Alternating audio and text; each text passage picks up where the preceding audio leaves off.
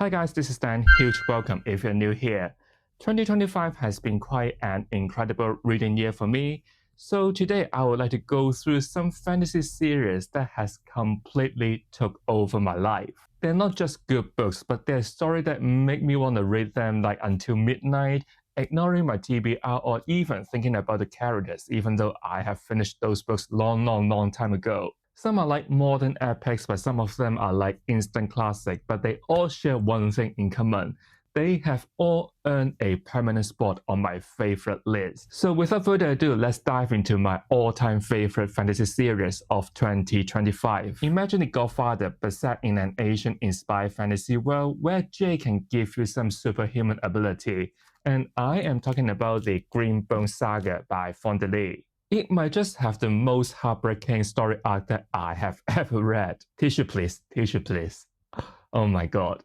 Over this trilogy, we will be following the Cole family, aka the leader of the No Peak clan. They will navigate clan rivalry, political intrigue, and the brutal economy of organized crime.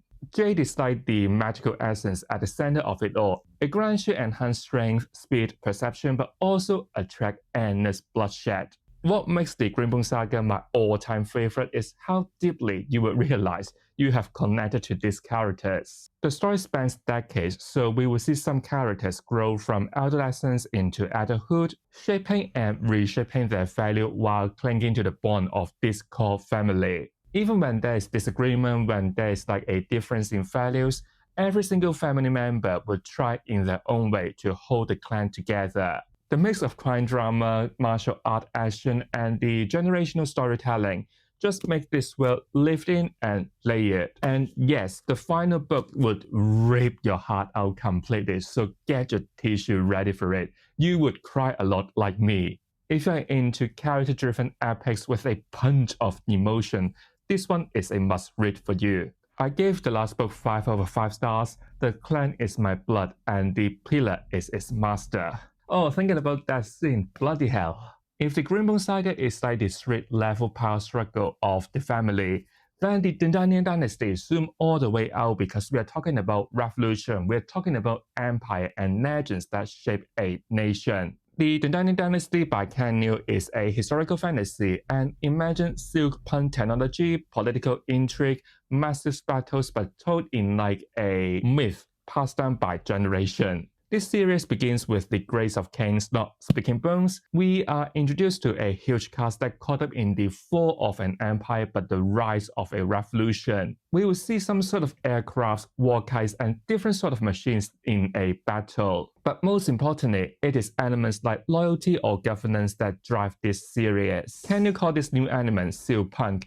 Imagining some innovation that is based on East Asian aesthetic, but they feel grounded and refreshing. But what I do love the most about this series is that it weaves together the personal and the political. Friendships tested by ambition, revolution soured by compromise. The first book, The Grace of Kings, moves at a deliberate pace to set the stage. But since the Wall of Storms, the stake will skyrocket both in scale and the emotional weight. This series just packed with intricate world building, fast cultures, and lots of epic moments. If you want a fantasy series that reads like history in the making, it would be an unforgettable journey. This is a series that rewards patience with sheer grandeur. Then we have the Poppy War, a darker approach diving into the horror of war through the eye of an unforgettable and deeply flawed protagonist. This is perhaps one of the darkest fantasy trilogy that I have ever read, and it is a brutal military fantasy inspired by the 20th century Chinese history, where shamanic power collides with the brutal reality of wars. In this series, we will follow our protagonist, Rin. She is an war orphan that earned her place in an elite military school through sheer determination. There, she discovered a rare yet dangerous connection to the gods, a power that comes with a cost. What starts like a coming-of-age narrative quickly turned into a grim, dark war narrative. This is filled with large-scale battles, shifting alliance, and devastating moral choices. Rin's journey, looking back now, even though I finished this series maybe 1 or 2 years ago, is just so messy, spiraling from ambition into obsession, transforming her into one of the most feared yet controversial figures in her world. I know that I'm repeating myself here, but what I do love about this series is how R.F. Kuang taking a piece of Chinese history and turn it into a convincing fantasy world. The nods to historical events is just so fascinating, especially paired with the intensity of political intrigue and the vivid depiction of warfare. The ending may be messy, may not be perfect, but it is just so brutally honest about how violence tends to end. This is the very first fantasy series that I can confidently call it my favorite. Dark, intense, and unforgettable. After 3 epic Asian-inspired fantasy, maybe we should switch to something a bit different. A genre-blending portal fantasy mystery that's set in a library, but not the one that you usually go to. And I am talking about the Library Trilogy by Mark Lawrence. Imagine a massive endless library where it is not just for books, it is almost like an entire world, and this is how this story starts. And by the end, it may have become one of my favorites. In the beginning of this series, we will follow 2 main characters. The first one is Eva, a young man who has spent his entire life in this massive library. And the other one is Lafira, a girl that's coming from a harsh desert that stumbled into this library by accident. Once again, this library is not just for you to find your favorite fantasy book, but it is more like a maze of history, alternate realities, or even dangerous knowledge. As the fate of these 2 main characters slowly intertwined, they will uncover the origin of this library, the nature of the world, or even truths that can reshape everything. This series blends fantasy, sci-fi, mystery, which feels timeless and inventive. To be honest, I wasn't instantly hooked into this series. The first book is a slow burn, getting to know all these characters and setting up the groundwork for this world. Then the second book deepened the relationship and set the stage. Coming to the final book, everything clicked for me. Mark Lawrence ties together a theme about knowledge and truth, and when I turned the last page of the final book, it left an emotional weight in my heart. It is clever, surprising, and quietly emotional. It is also a series that built into a finale that worth the wait. So actually all the series that I have just talked about are those that I have already completed.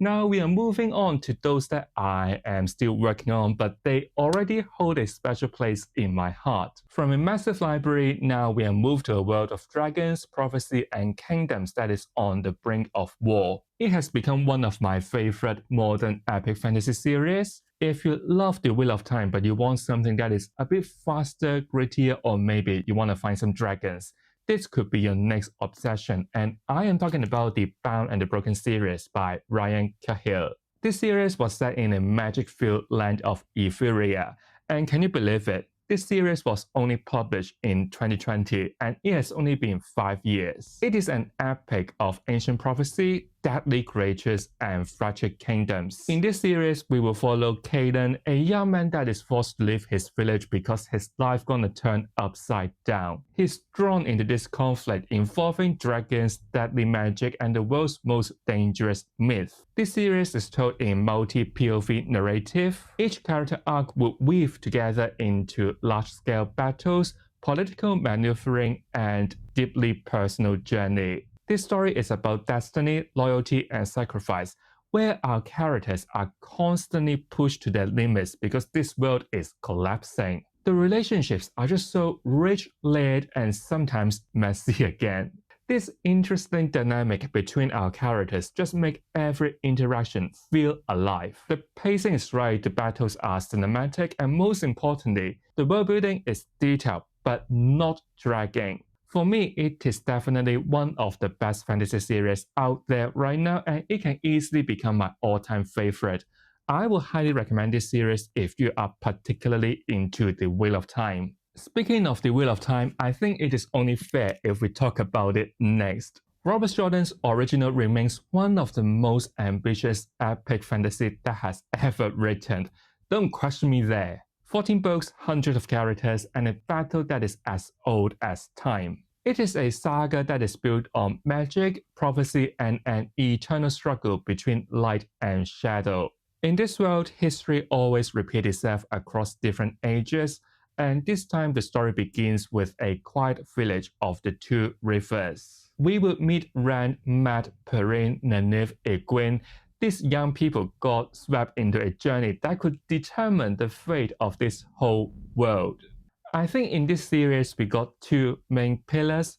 The first one is the One Power, the magic system that could be further divided into male and female halves. And we also have the Dragon Reborn, the chosen one that is destined to lead the Force of Light against the Dark in the final battle. This story just sprawls into so many different threads. We got political schemes, warring nations, ancient prophecies, and culture that is so well developed that you will feel real. The scope of this 14-book saga is just so massive, but the world building is intricate. Also, the character arc is so personal as well. If I am being honest here, this series starts quite strong, but the middle chunk could be a bit of a slog because some of the books barely push the plot forward.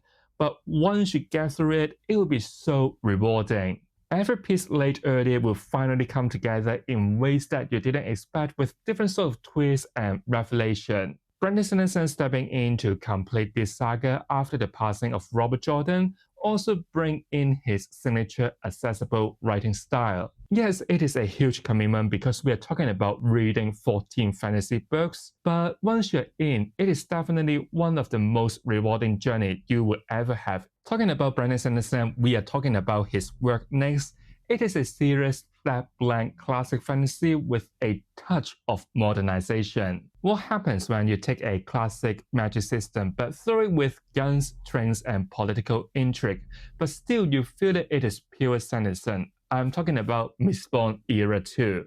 This series actually set 300 years after the events of the original Mistborn trilogy. In this 4-book sequence, you can expect political modernization and industrial development. We will follow Wax and Wayne, a good pair of friends and detectives, alongside with a constable called Maracy. Their adventure just blend detective work, political conspiracy, and cinematic magical deals. Of course, we're gonna expect the familiar magic system, animacy, and thuricamy. I hope I said that right. And it's just so fun to see the good old magic system coexist with a modern world because we're gonna have railway, firearm, and an urban society. Each book just strikes a really well balance between fast-paced action, mystery, and humor, while exploring themes like law versus justice and the weight of history. The banter between Wax and Wayne, like I said many times already, is always entertaining, it's always fun. The industrial era setting gives Sanderson's style a fresh, almost experimental twist,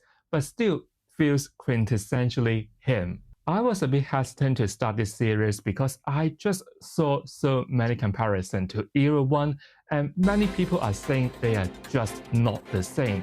Yes, it is different and it is supposed to be because I mean it is a new age. Sanderson uses that change to expand the world in ways that I didn't expect. For me, it is a fun, smart, fresh continuation of the original Mistborn world.